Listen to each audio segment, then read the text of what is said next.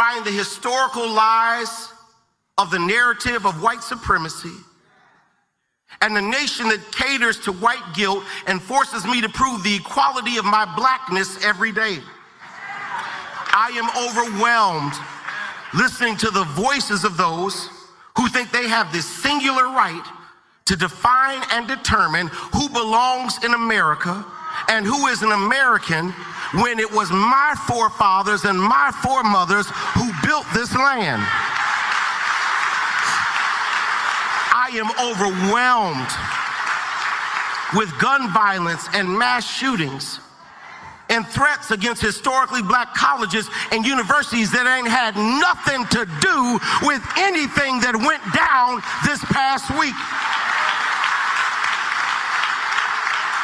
I'm overwhelmed with the culture of division and violence that this administration fuels and fertilizes, with an inability to show compassion for those who are in need.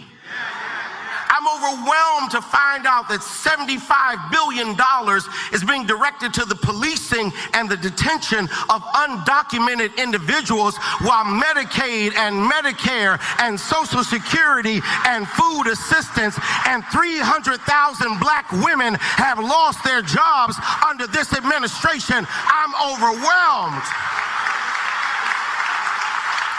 I'm overwhelmed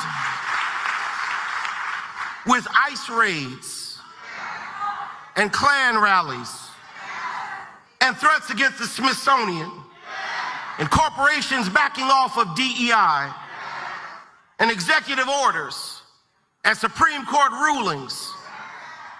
I'm overwhelmed by folk who call themselves Christian simply because they invoke the name Jesus and quote scripture from the Old Testament, but never love like Jesus, never try to live like Jesus, never apply the Sermon on the Mount, bear no fruit of the Spirit.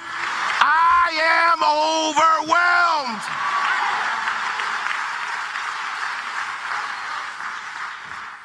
And I do not celebrate the killing of anyone.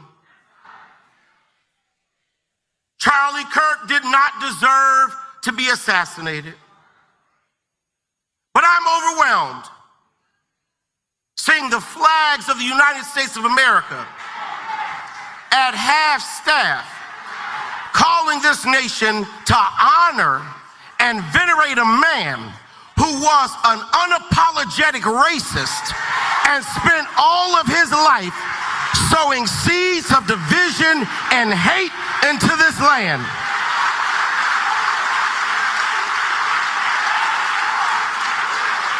And hearing people with selective rage who were mad about Charlie Kirk but didn't give a damn about Melissa Hortman and her husband when they were shot down in their home, tell me I ought to have compassion for the death of a man who had no respect for my own life.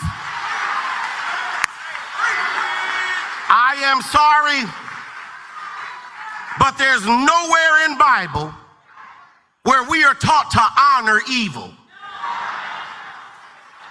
And how you die does not redeem how you lived.